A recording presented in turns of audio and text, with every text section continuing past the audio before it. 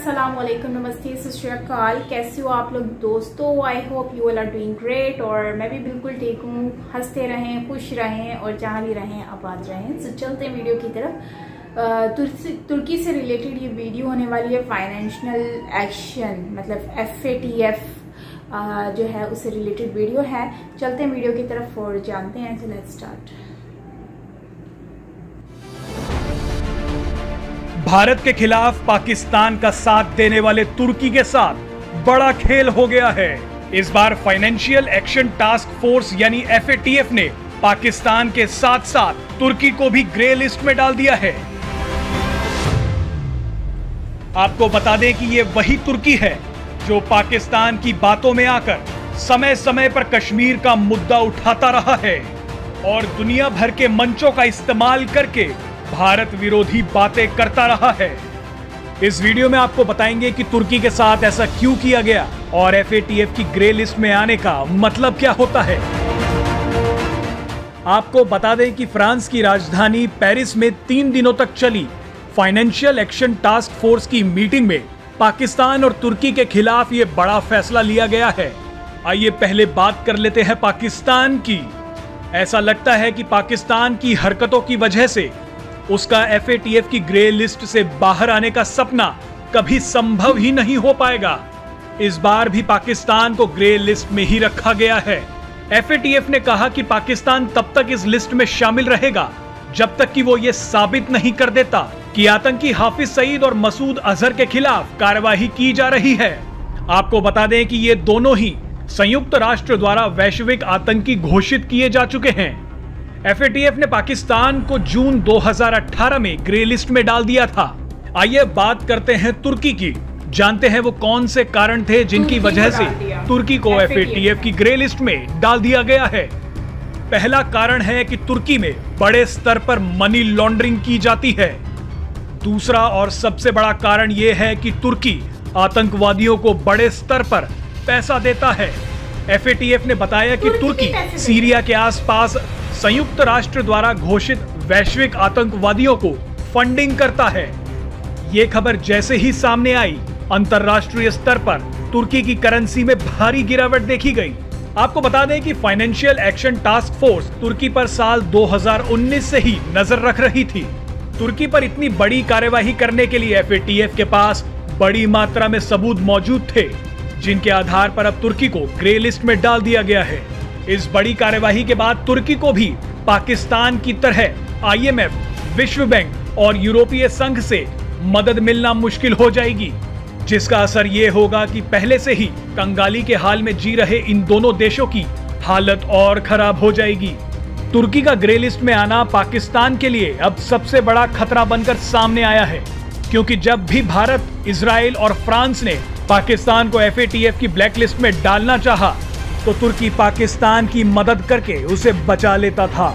लेकिन अब तुर्की के ग्रे लिस्ट में आ जाने से ये तय माना जा रहा है कि अगर पाकिस्तान अब भी नहीं सुधरता तो उसका ब्लैक लिस्ट में आना लगभग तय है।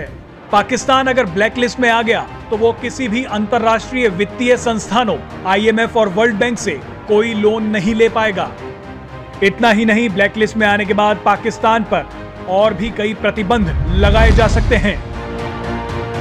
आपको बता दें कि पाकिस्तान और तुर्की दोनों ही भारत के खिलाफ वैश्विक मंचों पर जहर उगलते रहे हैं। भारत सरकार के एक सूत्र ने पिछले दिनों कहा था कि हमारे पास सबूत हैं कि किस तरह से तुर्की पाकिस्तान के साथ मिलकर भारत विरोधी भावनाओं को भड़का रहा है। अब FATF के इस कदम से दोनों ही देशों की नापाक जोड़ी को करारा झटका लगा है। आपको याद होगा कि भारतीय विदेश मंत्री S जयशंकर ने पिछले दिनों एक कार्यक्रम में कहा था कि मोदी सरकार के प्रयासों का नतीजा है कि पाकिस्तान को FATF की ग्रे सूची में डाला गया है। पाकिस्तान और तुर्की की इस अंतरराष्ट्रीय बेइज्जती में भारत की एक बड़ी कूटनीतिक जीत है।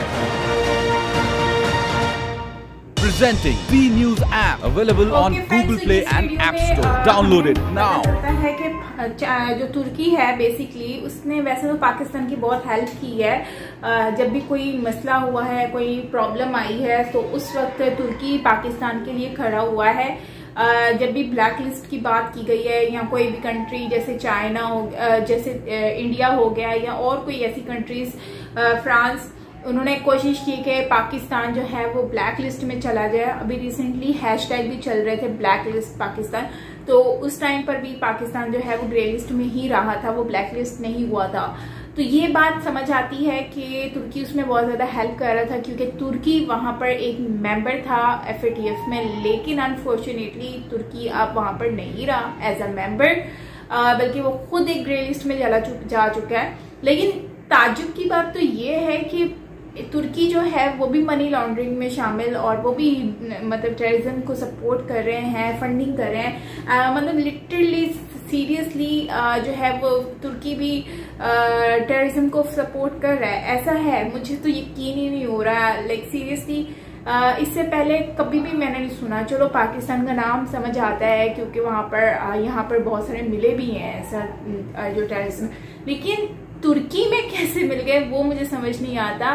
खैर FATF जो है वो पूरा उन्होंने चेक किया है, काफी टाइम से वो लगे हुए थे इन चीजों के पीछे, प्रूफ के साथ उन्होंने जो है वो तुर्की के साथ ऐसा किया है। तो हम ये नहीं कह सकते कि उन्होंने गलत किया है या सही किया, लेकिन एक बात तो ये तय है कि इससे पाकिस्तान की जो पाकिस्तान को बहुत ज्यादा धचका लगा है, क्योंकि एक वो होता है ना साया बना हुआ था तुर्की, लेकिन अब वो साया हट चुका है बिकॉज वो खुद संकट में है, प्रॉब्लम में है, तो वो पाकिस्तान को क्या हेल्प करेगा।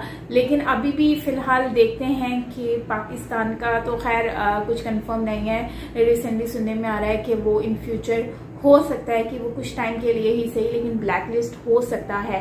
मतलब अगर ब्लैक लिस्ट हो जाता है तो उस पर सैंक्शंस भी लगेंगे, जब सैंक्शंस लगेंगे तो पाकिस्तान की कंडीशन भी वर्स्ट होती जाएगी डे बाय डे। बाकी वो तो हम देखेंगे कि क्या होता है, लेकिन ओवरऑल मैं यही कहूँगी कि वीडियो में जो है जो एर्दोगान की जो हमें समझ में आता है कि लाइक उसकी गवर्नमेंट बहुत अच्छी रही, लेकिन अब जो है वो जैसे उनका जो पैसा है वो एरा कम होता जा रहा है, और साथ साथ जो है वो उसका डाउन होती जा रही है करेंसी, साथ में उनकी जो है वो महंगाई, अब मतलब वही सेम सिचुएशन फेस करनी पड़ेगी जो पाकिस्तान में लोगों को करनी पड़ रही है। जैसा कि आपके सामने सिचुएशन है, इवन दो ग्रे लिस्ट में ये हाल है, इकोनॉमी इतनी कोलैप्स कर गई है, 173 रुपीज का डॉलर है हो गया है। सो आप सोचें कि इन फ्यूचर क्या होगा वो अब देखना है। बाकी यही है कि होप फॉर द बेस्ट कि सब अच्छा हो और दोनों कंट्रीज के लिए बेस्ट हो, और अपनी ये जो जहाँ जहाँ इन्होंने प्रॉब्लम्स को अपने लिए क्रिएट कर लिया है, तो इससे बाहर कब निकलते हैं, कैसे निकलते हैं और इसके लिए क्या करते हैं वो अब देखेंगे आने वाले समय में। लेकिन तुर्की का अब मेन चीज़ है कि तुर्की कितनी देर तक रहती है इस सिचुएशन में, और कब तक वो ग्रे लिस्ट में रहती है और ग्रे लिस्ट से बाहर कब निकलती है, अभी ये देखना होगा। क्योंकि तुर्की एक टूरिज्म को भी सपोर्ट करती है, उसके पास टूरिज्म बहुत आता है, स्पॉन्सर करती है, लेकिन अब जब तुर्की से टूरिज्म चला जाएगा तो फिर जाहिर सी बात, जब ग्रे लिस्ट होगा तो इकोनॉमी में भी बहुत फर्क आएगा, फिर टूरिज्म पर भी फर्क आएगा, मतलब हर चीज़ में उनको फर्क पड़ेगा, जिससे उनकी आवाम जो है, उनकी पब्लिक है, वो भी उनसे बहुत ज़्यादा जो है वो नाराज़ होगी, और हो सकता है कि नेक्स्ट टाइम वो एर्दोगान को ना भी लेकर आए, क्योंकि एर्दोगान की गवर्नमेंट में ये सब कुछ हो रहा है, तो जाहिर सी बात है ये उनके लिए एक खतरे की घंटी बज चुकी है। सो अब देखते हैं क्या होता है। सो फ्रेंड्स, ये हमारा आज का वीडियो था एंड आई होप कि आपको अच्छा लगा होगा। अच्छा लगा लाइक कीजिएगा, शेयर कीजिएगा एंड सब्सक्राइब नहीं किया तो सब्सक्राइब भी कीजिएगा। मिलते हैं नेक्स्ट वीडियो के साथ। Till then take care, bye bye.